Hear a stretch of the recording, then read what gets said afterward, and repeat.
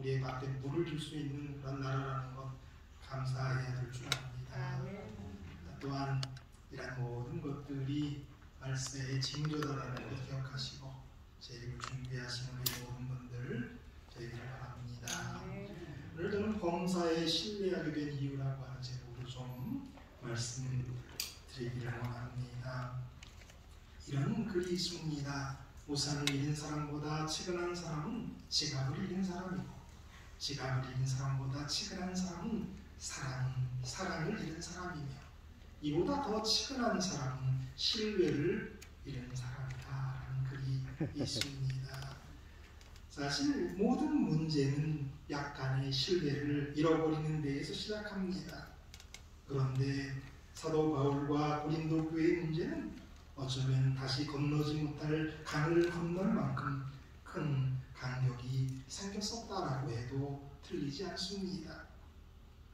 어쩌면 이것은 지극히 제 생각이지만 고린도 교회의 교인들은 귀가 얇은 부류의 사람들이었던 것 같습니다. 그래서 진리도 쉽게 받아들였지만 마찬가지로 거짓 복음도 쉽게 받아들였고 또 거짓 모함도 쉽게 사실처럼 받아들였던 것 같습니다. 그래서 바울의 기별도 잘 받아들였을 뿐만 아니라 거짓 교사들이 와서 가르쳤는데 거기에 또 반응했고 사도 바울을 모함하는 그런 말도 안 되는 이야기에도 그들이 반응을 했던 것 같습니다. 또 다른 하나의 문제가 고린도 교회에 있었는데 그것은 그들이 단호하지 못했다는 겁니다. 고린도 교회에서 발생한 많은 문제점을 보면 결코 용납할 수 없는 부분을 그들이 용납하고 받아들이고 넘어갔던 모습을 보게 됩니다. 그러한 모습들은 결국 바울이 전하는 기력이 옳고 바울이 진정 하나님의 종이며 그가 결코 자기 유익을 위해서 착복하는 일이 없었다는 것을 알고 있었지만은 거짓 교사들과 바울의 반대편에 있는 자들의 주장에 크게 반대하지 않고 그냥 넘어갔던 것을 통해서 우리가 알 수가 있습니다. 그리고 이러한 문제는 결국 사도 바울과 고린도 교회를 힘들게 했던 것입니다. 그런데 그 간격이 어떻게 채워져서 다시 그들의 교제가 참된 교제로 회복될 수 있었을까요? 오늘 우리는 그러한 이유들을 또 오늘의 말씀에서 찾아낼 수 있습니다. 많은 학자들은 제가 지난번에도 말씀드렸지만 바울이 고린도에 보낸 편지가 세 번째 편지가 있었을 것이라고 생각을 합니다.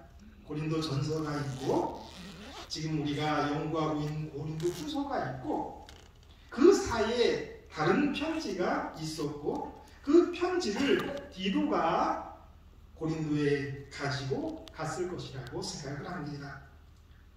그런데 이 디도를 이제 고린도에 보냈는데 만나기로 한 장소에 오지 않습니다. 기다리다 못하는 바울은 마게도냐까지 내려갔습니다. 자, 5절에서 7절에 이제 그런 내용을 우리는 찾아볼 수가 있습니다. 우리가 마게도냐에 이르렀을 때에도 우리 육체가 편하지 못하여 사방으로 환난을 당하여 밖으로는 다툼이요 안으로는 두려움이었노라. 그러나 낙심한 자들을 위로하시는 하나님이 디도가 옴으로 우리를 위로하셨으니 그가 온 것뿐 아니요 오직 그가 너희에게서 받은 그 위로로 위로하고 너희의 사모함과 애통함과 나를 위하여 열심히 있는 것을 우리에게 보고함으로 나를 더욱 기쁘게 하였느니라. 거기서 바울은 디도를 만납니다. 그리고 고린도 교회의 소식과 상황을 전해 듣습니다. 여지껏 그들이 이렇게 반응하지 않았어요. 많은 사람들이. 그런데 이번에는 사도 바울의 편지를 보고 또 디도의 가르침을 통해서 그들이 다시 열심을 내고 또 여기 있는 말씀처럼 그들이 이제 나름대로 애통하고 사도 바울을 위해서 열심을 냈던 그런 모습을 보여주는 거예요. 그것이 사도 바울로 아주 기쁘게 썼다라고 이렇게 말씀하고 있습니다. 13절에서도 우리는 그런 말씀을 찾을 수 있습니다. 이로 말미암아 우리가 위로를 받았고 우리가 받은 위로 위에 기도의 기쁨으로 우리가 더욱 많이 기뻐하고 그의 마음이 너희 무리로 말미암아 안심함을 얻었습니다. 디도는 바울의 편지를 가지고 고린도에 가게 된 사신이요 중대자로 그 자리에 가게 된 겁니다. 어떤 학자들은 바울이 이미 고린도 교회에 방문했었는데 거기서 무시당하고 그냥 피했다라는 그런 생각들도 가지고 있습니다. 그리고 이제 그 다음에 이런 편지를 보냈을 것이라고 생각하기도 합니다. 여튼 그들의 틀어짐은 심각한 정도였습니다. 그런데 그러한 상태에서 디도가 바울의 편지를 가지고 고린도에 가는 것, 그것은 결코 쉬운 일이 아니었을 것입니다. 무시당하고 오해가 넘치는 이의 편지를 가지고 고린도 교회에 가야 하는 그 디도의 처지를 우리는 좀 생각할 수가 있습니다. 그러한 상황에서 어떻게 바울은 디도를 고린도에 보냈을까요? 그 상황을 말씀해 주시는 장면이 14절이에요. 내가 그에게 너희를 위하여 자랑하는 것이 있더라도 부끄럽지 아니하니 우리가 너희에게 이른 말이 다 참된 것 같이 디도 앞에서 우리가 자랑하는 것도 참되게 되었도다. 바울이 디도를 보내면서 얼마나 껄끄럽겠습니까? 스승의 명령에 의해서 가긴 가야 되는데 근데 바울이 이렇게 얘기했을까요? 야, 고린도 교회 교인들은 원래 귀가 얇고 그리고 뭐든지 새로운 것 잘 받아들이고 넘어가는 사람들이야. 그러니까 염려하지 말라고 했을까요? 아닐 것입니다. 그들의 진지한 열의에 대해서 말해주었을 것이고 손님과 지도자를 영접해서 대접할 줄 알았던 그들의 자세에 관해서 이야기해 주었을 것입니다. 그런데 그렇게 바울이 말한 대로 고린도 교회는 디도를 영접했고 디도가 전한 바울의 편지와 디도가 전한 그 말씀에 순종을 했던 겁니다. 근데 그것이 얼마나 진지했던지 디도까지도 고린도 교회를 사랑하는 사람이 되었다는 것이지. 15절 말씀이에요. 그가 너희 모든 사람들이 두려움과 떨림으로 자기를 영접하여 순종하는 것을 생각하고 너희를 향하여 그의 심정이 더욱 기뻤으니 이러한 일련의 일들을 통해서 얻게 된 게 뭘까요? 그것이 바로 오늘 제목의 말씀입니다. 범사에 신뢰하게 된 이유입니다. 마지막 절이 이렇게 마치는 거예요. 내가 범사에 너희를 신뢰하게 된 것을 기뻐합니다. 그러한 일련의 지금 사건들을 통해서 사도 바울이 고린도 교인들을 범사에 신뢰하게 되었다라는 겁니다. 지난번에 드린 몇 번의 말씀을 적용해 보면 어떻게 우리가 이런 결과를 얻게 되는지 알 수가 있습니다. 바울은 화목하게 하는 일이 자기의 직분임을 알고 있었습니다. 그래서 그는 화목하려고 노력했습니다. 바울은 그들을 향해 마음이 열려 있었습니다.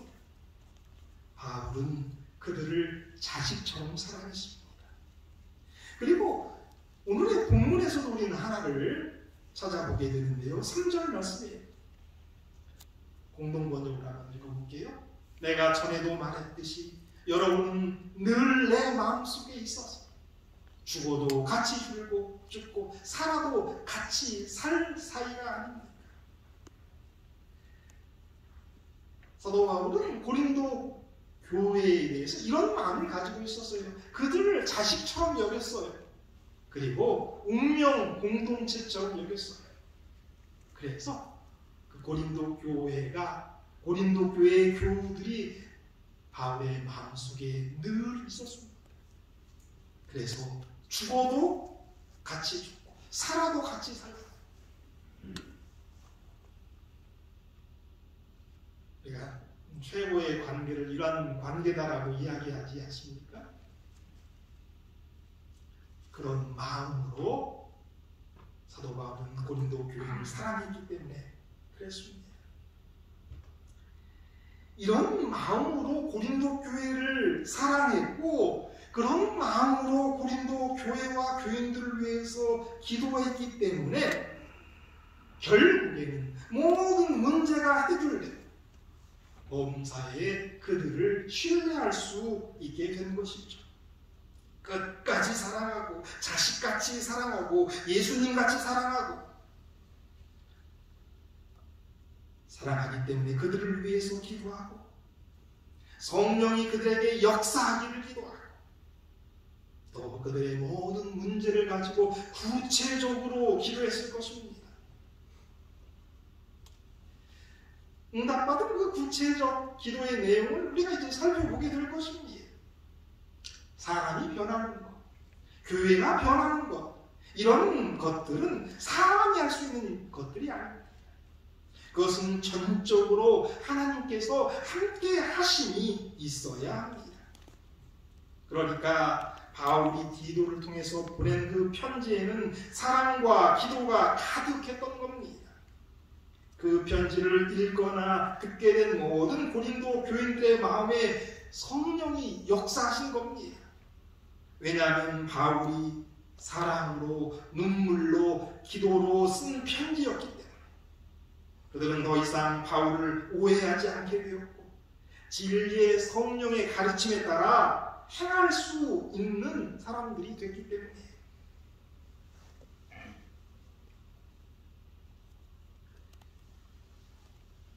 여행가지 가사처럼 눈물로 쓴 편지는 보낼 수도 없고 읽을 수도 없는데 그러나 정말 사도 바울은 사랑으로 눈물로 기도로 편지를 쓴 거예요.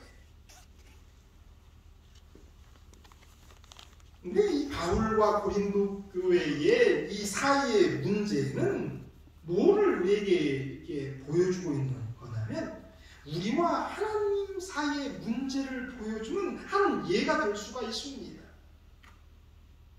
우리는 고린도 교회의 교인들처럼 귀가 얇아요.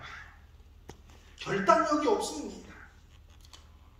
그래서 이렇게 얘기하면 이게 맞는 것 같고 저 사람이 저렇게 주장하면 저게 맞는 것 같아요.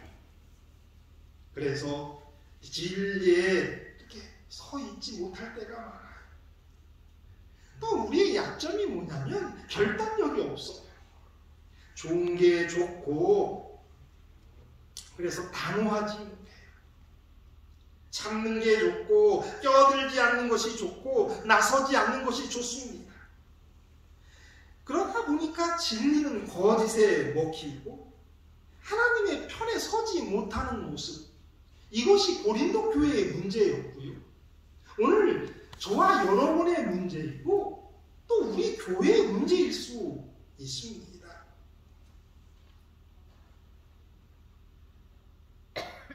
우리의 모습은 이런 거예요. 간절하지 않습니다. 우리의 신앙의 태도가 이런 간절함이 많이 약해졌어요. 변증하지 않아요. 누가 뭐 이렇게 얘기하면 그게 틀린 건데 그걸 바로 잡으려 하지 않아요. 진리에 대해서도 변증하지 않아요. 죄에 대해서 분노하지 않습니다. 하나님을 두려워하지 않습니다. 죄를 짓는데도 두렵지 않습니다. 사랑은 식어갑니다. 열심은 잊어버렸습니다. 남에게 싫은 소리 한 번 못합니다. 그건 잘못된 것이라고 지적하지도 않습니다. 이러한 상태가 고린도 교회의 상태였고요. 이러한 상태가 우리의 상태예요. 그런데 어떻게 이러한 문제가 해결되었습니까?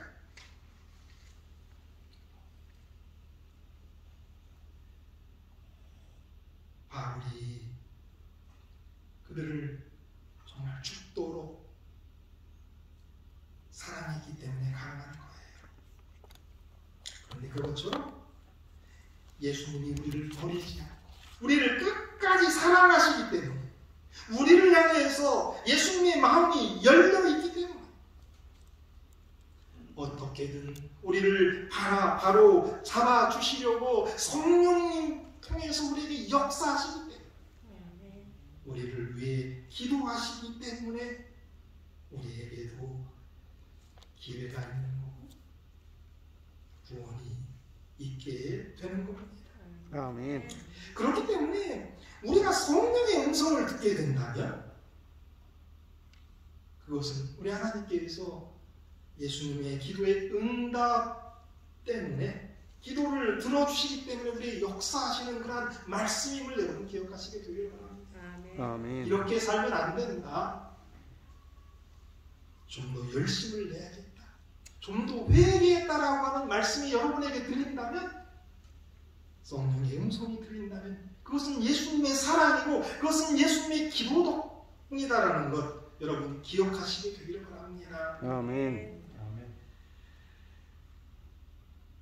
우리가 성령의 음성을 듣게 된다면, 예수님의 기도가 응답된다면 우리에게 어떤 일이 일어날까? 하나님의 뜻대로 하는 근심이 있게 될 거다라고 오늘 본문은 우리에게 말씀하십니다.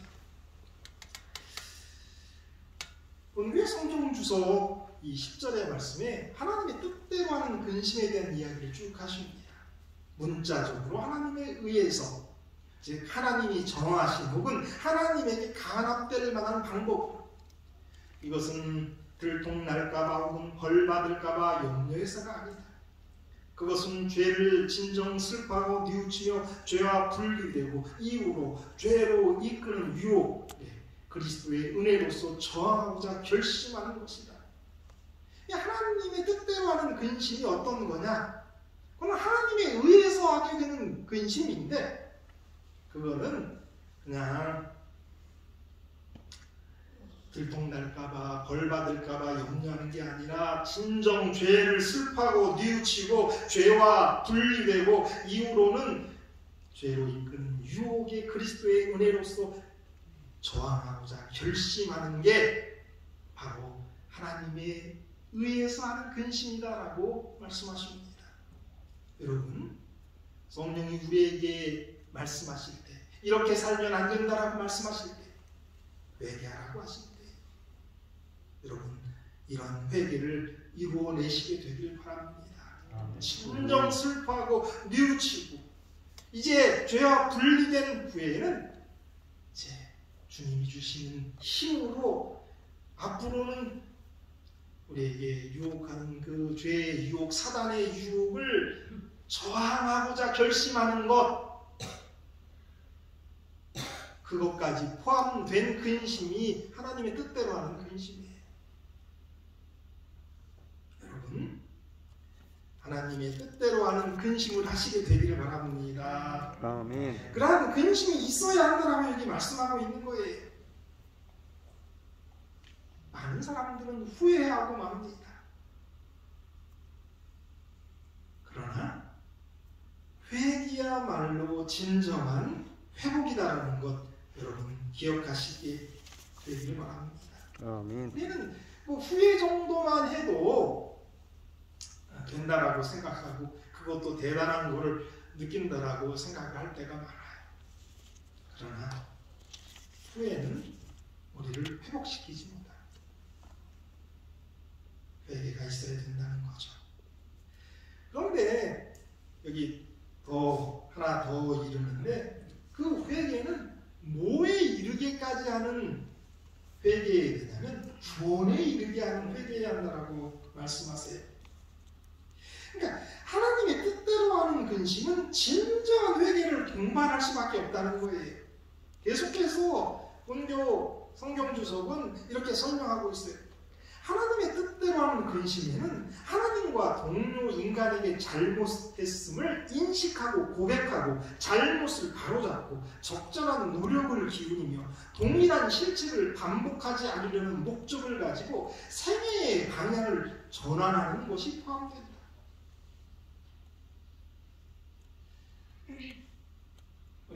우리 동료 인간들에게 잘못했을 때에도 이렇게 해야 되는 거예요. 고백하고 바로잡고자 적절한 노력을 기울이고 동일한 실체를 반복하지 않은 목적을 가지고 생애의 반환을 전환하는 것. 이것이 하나님의 뜻대로 하는 근심이고 진정한 회개라고 얘기해요. 우리가 살다 보면 어떤 사람에게도 동일한 죄를 이렇게 반복해요. 잘못을 반복해요. 하나님에게서도 마찬가지. 동일한 것을 계속 반복해요. 그러나 하나님의 뜻대로 하는 근심, 진정한 회개가 어떤 것인지 여기 말씀하고 있어요. 고백, 적절한 노력, 그리고 진정한 방향 전환. 이것이 구원에 이르게 하는 회개다라고 말씀하고 있습니다. 그 밑에 이런 얘기가 있어요. 이 전 과정은 성령을 통해 마음과 생애에 역사하신 그리스도의 은혜의 공로를 통해서만 이루어질 수 있다. 죄에 대한 진정한 슬픔은 하나님 앞에서 자기 행실의 책임이 자기에게 있음을 인식한 결과이며 그러한 결과를 받아들일 때에만 가능한 일이다.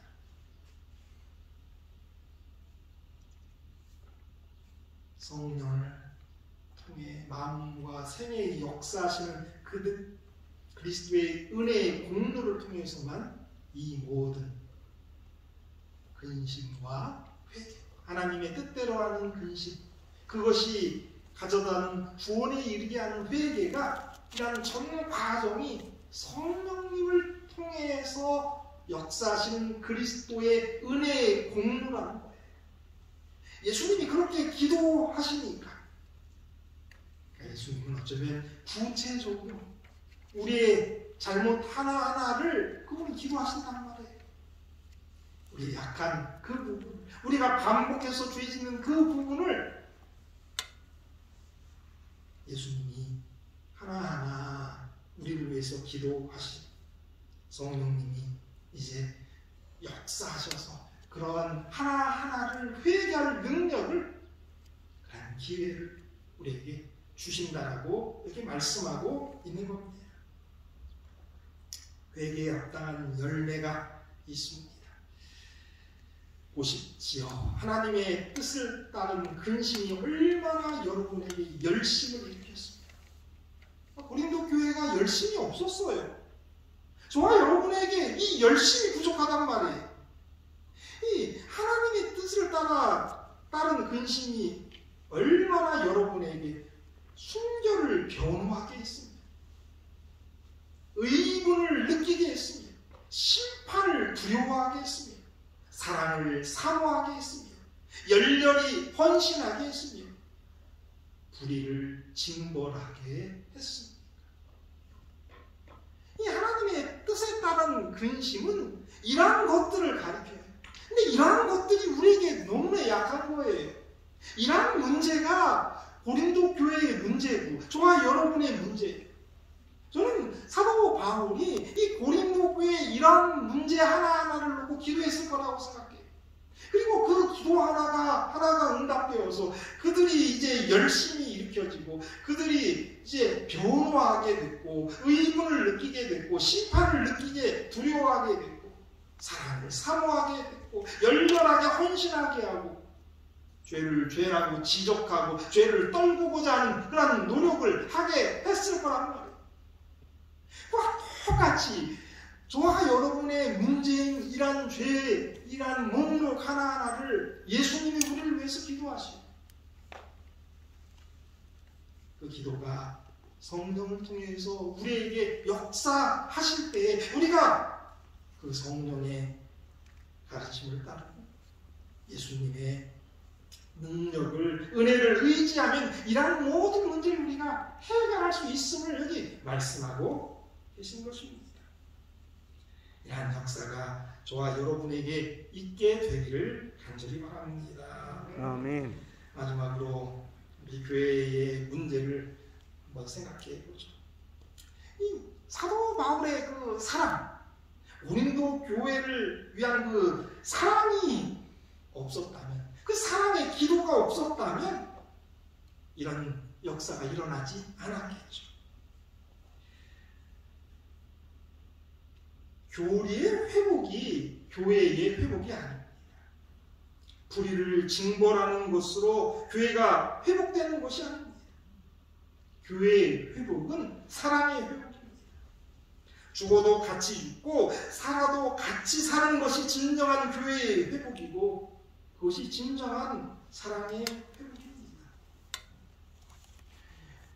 사도 바울이 이 고린도 교회를 그렇게 이렇게 생각해서 죽어도 같이 죽고 살아도 같이 살아야 하는 그런 공동체로 의식하고 기도했던 것처럼 저와 여러분이 우리가 소속되어 있는 이 교회에 대해서 그렇게 사랑해야 된다는 거죠.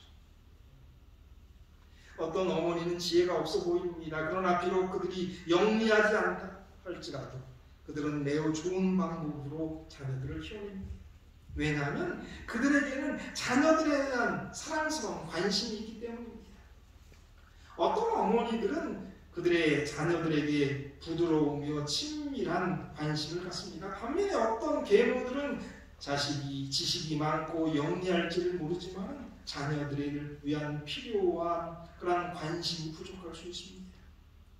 이 자녀들을 키우는 데 있어서 가장 중요한 것은 지식적인 능력이 아니라 친밀한 관심입니다. 교회와 성도들에 대해서 대할 때 우리가 그것이 필요하단 말이에요. 무엇보다도 친밀한 그런 관심이 필요해요. 어떤 교회는 이렇게 지식적으로는 엄청 수준이 높을 수 있어요. 일을 시키면 다 잘할 수도 있습니다. 그러나 친밀한 관심이 없을 수가 있어요.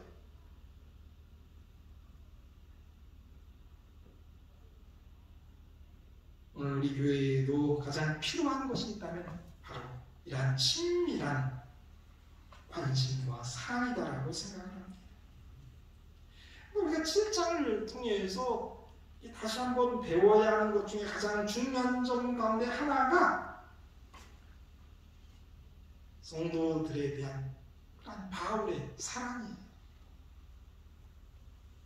그리고 그러한 기도, 그리고 결국은 놀라운 것을 이루어내는 것이죠.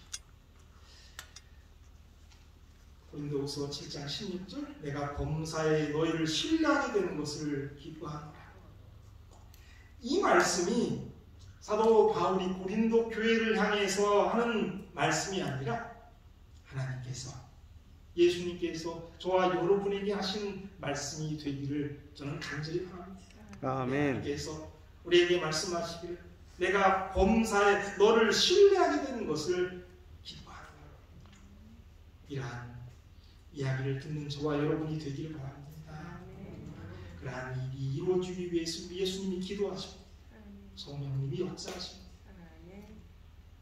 네, 성령님이 이끄시는 대로 하나님의 뜻대로 하는 근심, 회개에서 구원에 이르게 하는 그러한 근심이 저와 여러분에게 있어서 결국은 이런 우리 하나님이 범사에 우리를 신뢰하고 정말 우리가 하나 되어서 사랑하고 또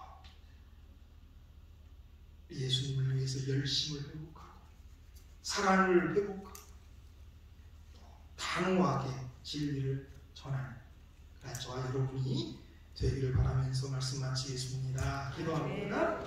거기 계신 아버지, 이 교회를, 고린도 교회를 사랑하는 것보다 100배나 아니 그보다 더 많이 우리 예수님이 사랑하시는 것 기억하게 도와주시고 사도 바울이 기도했던 것보다 더 구체적이고 더 열심히 우리를 위해서 기도하시는 우리 예수님의 기도를 기억하게 도와주시고 그래서 성령님이 역사하실 때 회개하게 도와주시고 더욱더 사랑하고 하나님의 놀라운 일들을 하고 하나 되는 우리 모두가 되게 하여 주시옵소서. 예수님의 이름으로 기도드립니다. 아멘.